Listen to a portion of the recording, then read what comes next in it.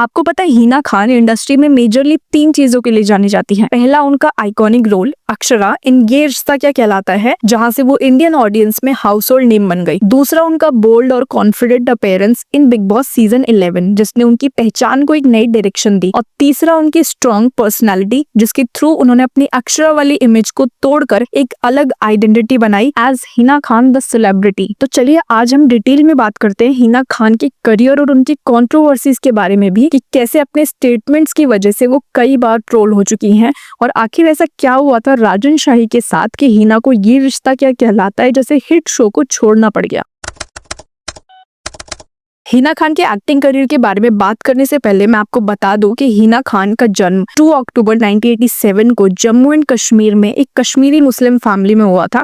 उनके फादर का नाम असलम खान है। हिना एक छोटी सी फैमिली से बिलोंग करती हैं। हिना खान जर्नलिज्म परस्यू करना चाहती थी। उनके माइंड में कभी भी एक्टिंग का कोई प्लान नहीं था। हिना ने अपनी स्टडीज दिल्ली से की है और उन्होंने अपने MBA 2009 में गुड़गांव के CCA स्कूल ऑफ मैनेजमेंट से कंप्लीट किया था। तभी राजन शाही स्टार प्लस पे एक नया शो लॉन्च करने वाले थे जिसके ऑडिशंस अलग अलग सिटीज में रखे गए थे। जिस वक्त हिना दिल्ली में अपनी पढ़ाई कर रही थी उन्होंने भी इस शो के लिए ऑडिशन दिया था। हिना ने एक इंटरव्यू में बताया था कि चैनल को उनका ऑडिशन पसंद आया था और वहीं से उन्हें शो के लिए सिलेक्ट किया गया। लेकिन राजन शाही ने अपने कई इंटरव्यूज में हिना के बारे में बात की है और उन्होंने थोड़ी अलग स्टोरी बताई। उन्होंने कहा कि इनिशियली चैनल को हिना का ऑडिशन पसंद नहीं आया था और उन्हें रिजेक्ट कर दिया गया था, लेकिन Rajan Shahi wanted Hina to play Akshara in Yeh Rishta क्या कहलाता है। सो इसके बाद राजन शाही ने हिना पे काफी मेहनत की, उनकी परफॉर्मेंस को पॉलिश करवाया और अक्षरा के कैरेक्टर के लिए उन्हें तैयार किया और फिर फाइनली हिना को शो की लीड बनाया गया। ये शो 2009 में स्टार प्लस पे शुरू हुआ जिसमें हिना ने ऑब्वियसली अक्षरा का कैरेक्टर प्ले किया। अक्षरा एक काफी सिंपल और सीधा साधा कैरेक्टर था। हिना के ऑपोजिट करण मेहरा थे। इस शो से पहले हिना ने कभी भी कैमरा फेस नहीं किया। ये हिना का पहला शो था। लेकिन आपको पता है 2008 में हिना ने इंडियन आइडल का ऑडिशन भी दिया था जिसमें वो टॉप 30 में आने के बाद उस ऑडिशन में रिजेक्ट हो गई थी। ये रिश्ता क्या कहलाता है हिना की लाइफ का टर्निंग पॉइंट था जहाँ से अपने कैरेक्टर अक्षरा से ऑडियंस के घर घर तक पहुंच चुकी थी। इस शो से हिना को multiple awards, name and fame सब कुछ मिला एंड हिना अपने पहले ही शो से इंडियन टेलीविजन की one of the highest paid actress बन चुकी थी। 2010 के बाद स्टार प्लस के 2 ही शोज थे जो इंडियन फैमिलीज में सबसे ज्यादा देखे जाते थे। ये रिश्ता क्या कहलाता है एंड साथ निभाना साथिया, ये दोनों ही शोज इंडियन ऑडियंस का रूटीन का हिस्सा बन चुका था। साथिया तो गया लेकिन ये रिश्ता क्या कहलाता है अभी भी कंटिन्यू है। लेकिन इसे सपोर्ट करने के लिए एक और गुजराती फैमिली है अनुपमा। तो राजन शाही के 2 शोज अभी कंटिन्यू है। सो इस शो को हिना ने 8 इयर्स तक किया। इसके अलावा हिना ने साथ में कोई और शो या प्रोजेक्ट नहीं किया।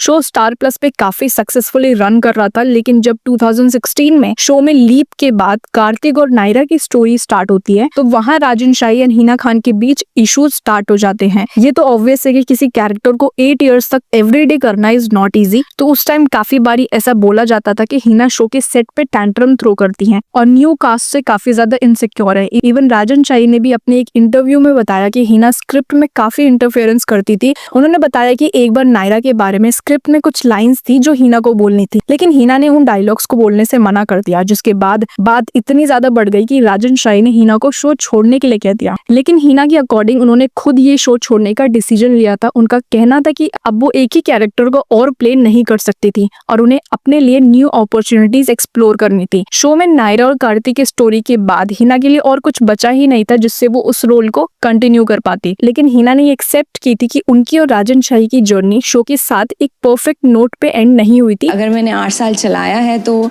उसके बाद ये जस्टिफाई करना कि I have thrown tantrums and all is just not right. Hina Khan ने ये रिश्ता क्या कहलाता है के बाद अक्षरा के कैरेक्टर के थ्रू काफी पॉपुलैरिटी हासिल की थी। अपने रियल पर्सनालिटी ऑडियंस के सामने लाने के लिए उन्होंने 2017 में पहला रियलिटी शो खतरों के खिलाड़ी किया जिसमें वो फर्स्ट रनर अप बनी। इसके बाद हिना ने दूसरा reality show big boss season 11 में पार्टिसिपेट किया। इस सीजन की विनर शिल्पा शिंदे थी और हिना फर्स्ट रनर अप बनी। लेकिन ऑडियंस में काफी लोगों का मानना था कि हिना की गेम ज्यादा स्ट्रॉन्ग थी और उन्हें शो जीतना चाहिए था। और आज भी कई लोग शिल्पा को अनडिजर्विंग और हिना को डिजर्विंग मानते हैं। लेकिन उस वक्त फाइनल रिजल्ट में शिल्पा ही ऑडियंस ऑडियंस के लिए बिग बॉस सीजन 11 की विनर बनी। लेकिन बिग बॉस के हाउस में हिना ने ऐसे कई स्टेटमेंट्स भी दिए जिससे उन्हें ऑडियंस से काफी ज्यादा हेट मिला। इवन कई एक्टर्स ने भी उन्हें ट्रोल किया। बिग बॉस हाउस में एक डिस्कशन के दौरान हिना हाउसमेट्स को बताती है कि साउथ इंडियन फिल्म इंडस्ट्री बल्कि एक्ट्रेसेस को प्रेफर करते हैं, इसलिए वो साउथ की फिल्मों को कई बार रिजेक्ट कर चुकी हैं। इसके बाद साउथ फिल्म इंडस्ट्री की फीमेल स्टार्स ने उन्हें काफी ज्यादा क्रिटिसाइज किया। कृति खरबंदा ने कहा कि वो हिना की काफी रिस्पेक्ट करती थी, लेकिन उन्हें नेशनल टेलीविजन पे साउथ एक्ट्रेसेस के बारे में ऐसे कमेंट्स नहीं करने चाहिए थे। I think Hina Khan who made that comment. Yeah.